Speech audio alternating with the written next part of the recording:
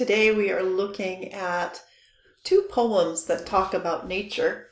This is in your online notebook 3 in Schoology. So in Unit 3, which is Native American Narrative, you'll find your online notebook 3, Unit 3.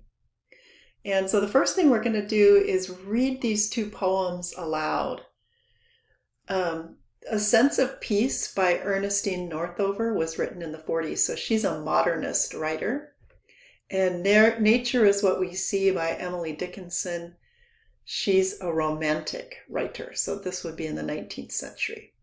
So let's read these, because when you listen to them aloud, you'll notice some real differences in the language, as well as the theme and the tone. So these are some things that you could talk about in your paragraph.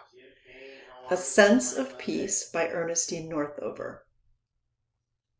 How clear is the air found at a mountain's top, and breathing this freshness clarifies all things. At such high altitude, oxygen can drop, then movement slows, but thoughts fly swift on wings.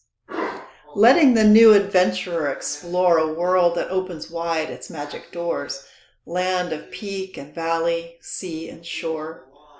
Viewing all this, one's heart pulsates and soars. Then a sense of peace envelops the inner soul, and lightness pervades where heaviness has been. Lifting the senses, raising them as a whole, introducing pure quietness, making one's life serene. Nature is What We See by Emily Dickinson. Nature is what we see. The hill, the afternoon, squirrel, eclipse, the bumblebee. Nay, nature is heaven. Nature is what we hear. The bobolink, the sea, thunder, the cricket. Nay, nature is harmony. Nature is what we know, yet have no art to say. So impotent our wisdom is to her simplicity. So you may not be the world's greatest analyzer of poems, but these are two poets trying to define nature and its effect on us. And what I want you to think about, and there is no wrong answer here, is how are they similar? Maybe the themes are similar, some of the ideas, maybe some of the observations.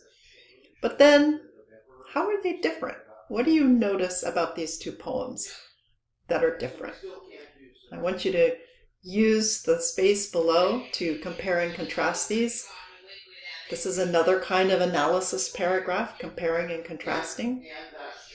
And use at least one quote in your compare and contrast.